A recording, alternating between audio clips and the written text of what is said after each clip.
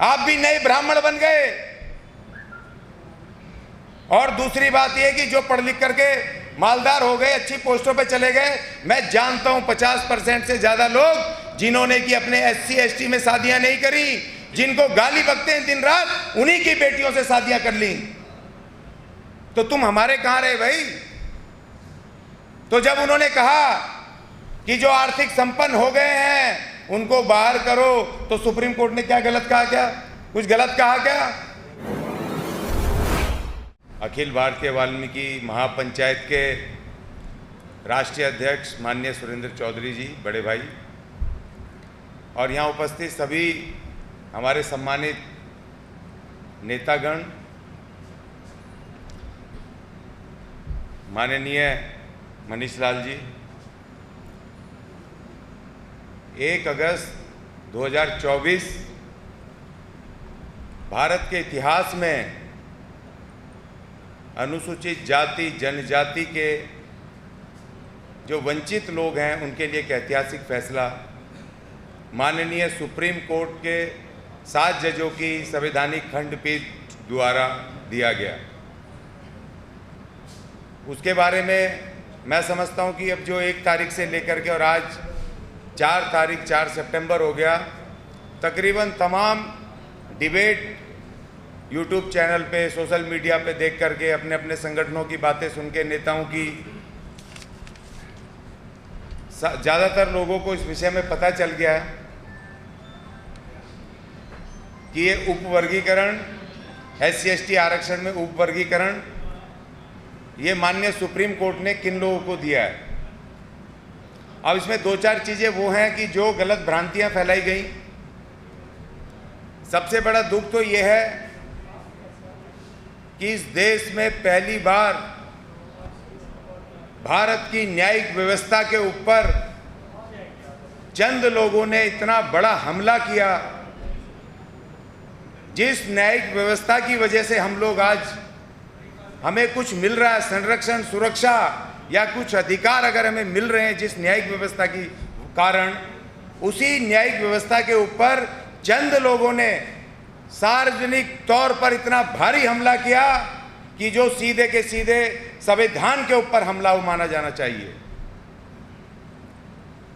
जो लोग संसद में चुनकर गए SC ST के सांसद, विधायक, और जो राजनीतिक पार्टियां कहती हैं हम भारत के संविधान से रजिस्टर्ड हैं,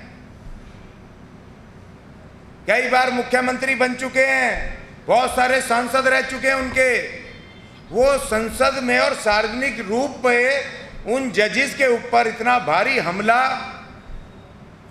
कल को कोई गुंडा मवाली भी अगर केस हार जाएगा, किसी को फांसी हो जाएगी, तो वो भी सड़क पे खड़ा होकर कहेगा ये तो संविधान पे हमला है, मेरे खिलाफ तो गलत ये फैसला दिया। उस न्यायिक व्यवस्था को, जिस न्यायिक व्यवस्था ने इस देश को थाम रखा है, सबसे कमजोर से कमजोर गरीब आदमी, जब उसकी बात कोई पुलिस नहीं सुनता, जब कोई नेता नहीं सुनता, जब कोई मंत्री नहीं सुनता, जहां हम काम करते हैं वो मालिक प्रबंधन नहीं सुनते, तो क्या आपके पास ऑप्शन नहीं रह जाता कि आप कोर्ट जाओ? भले ही देर लगती है लेकिन वहां पर गरीब को न्याय मिलता है।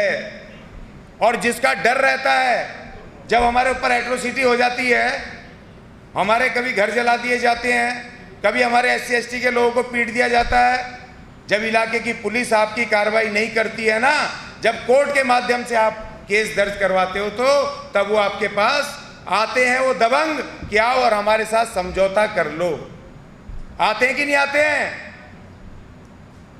और जब तक FIR दर्ज नहीं होती है, जब तक हमें वो कहते हैं कहीं भी चले जाओ, कुछ होने वाला नहीं है। तो एक तो उस न्यायिक व्यवस्था के ऊपर हमला, और दूसरा झूठ बोला 1 तारीख को जब यह आया कि जी भारत के संविधान पे हमला हो गया। ये तो इन जजेस ने, मनुवादी जजेस ने हमारे ऊपर हमला कर दिया, SC ST की एकता को तोड़ने की साजिश कर दी। ये तो कॉलेजियम से आए जजेस हैं भाई। कॉलेजियम तो 1993 से चल रहा है, और कॉलेजियम का मतलब समझते भी हो क्या होता है? और क्यों देश में 1993 से कॉलेजियम सिस्टम लागू हुआ इस देश में? इस देश के जो हुक्मरान हैं, जो पॉलिटिकल पार्टियां सत्ता में रहती थी, वही अपने जजेस को बिठाया करते थे।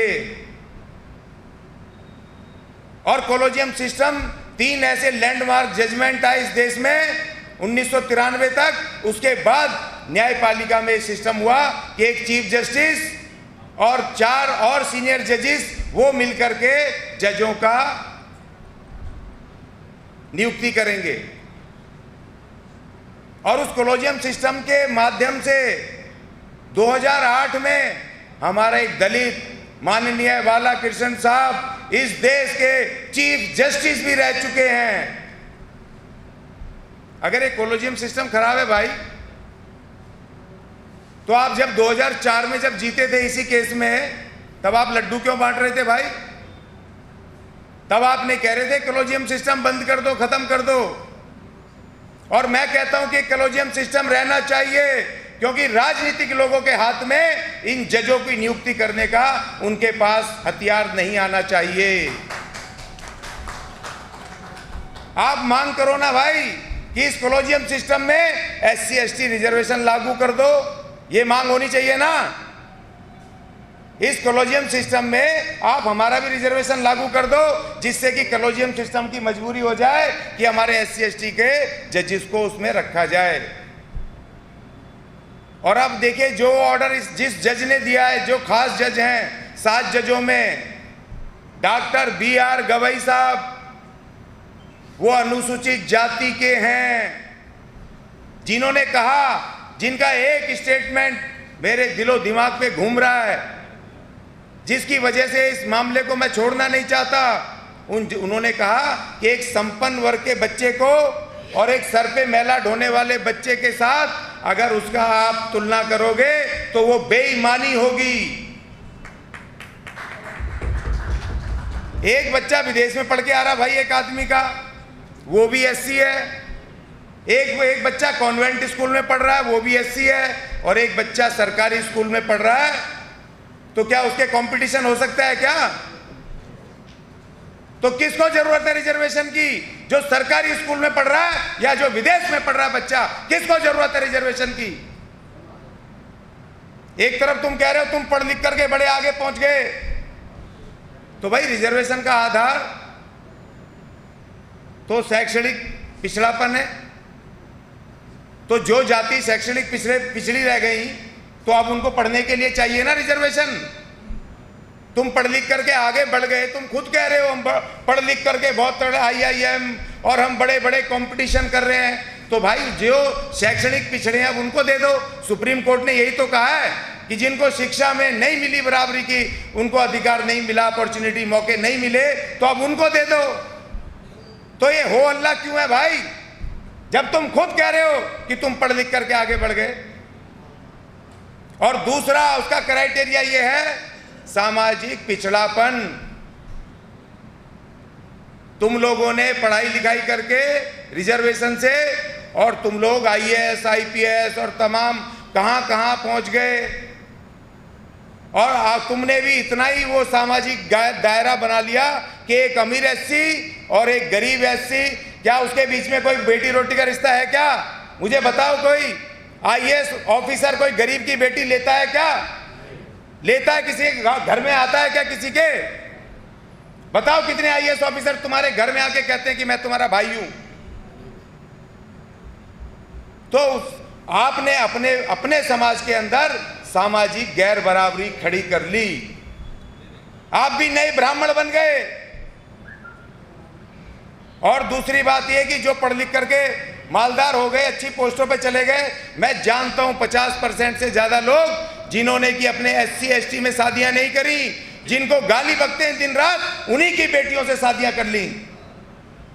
तो तुम हमारे कहां रहे भाई? तो जब उन्होंने कहा कि जो आर्थिक संपन्न हो गए हैं उनको बाहर करो, तो सुप्रीम कोर्ट ने क्या गलत कहा? क्या कुछ गलत कहा क्या?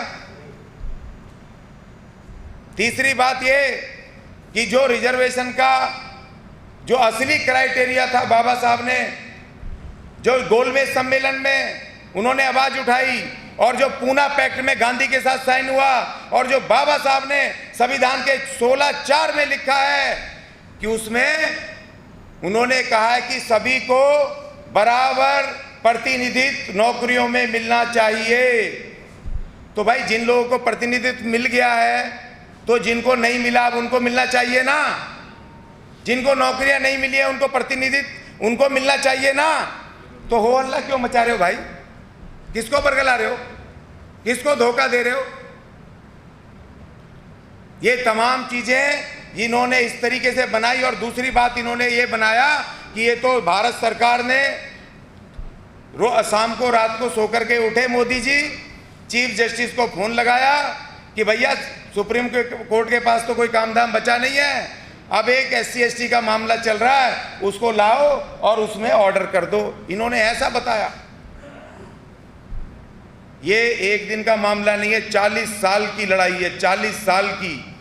और जो 2004 में जीते थे ना, तो वही इनके हरियाणा में जो इनके समाज के लोग हैं, इन्होंने ही हरियाणा में और पंजाब हाई कोर्टों में केस लगाए हमारे विरुद्ध, हमारे वर्गीकरण के विरुद्ध, जो वर्गीकरण हमें मिल रहा था पंजाब और हरियाणा में।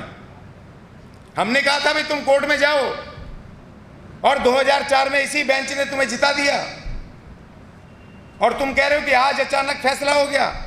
ये अचानक फैसला नहीं हुआ है, ये 40 साल की लड़ाई हमारी। पंजाब में हमारे मजिस्ट्रेट तक बने हैं। अभी 2022-23 में मुझे खबर आई 10 से ज्यादा मजिस्ट्रेट इसी वर्गीकरण से जो 1975 में हुआ था, 10 से ज्यादा जज हमारे वाल्मीकि लगे हैं 2022-23 में। जब हमारा हिस्सा मिल रहा है तो उसी हिसाब से तो हम आगे बढ़ेंगे ना। अब 15% तो भाई तुम ही लिए जा रहे हो सारा का सारा, और कह रहे हो तुम ज्यादा पढ़ लिख गए।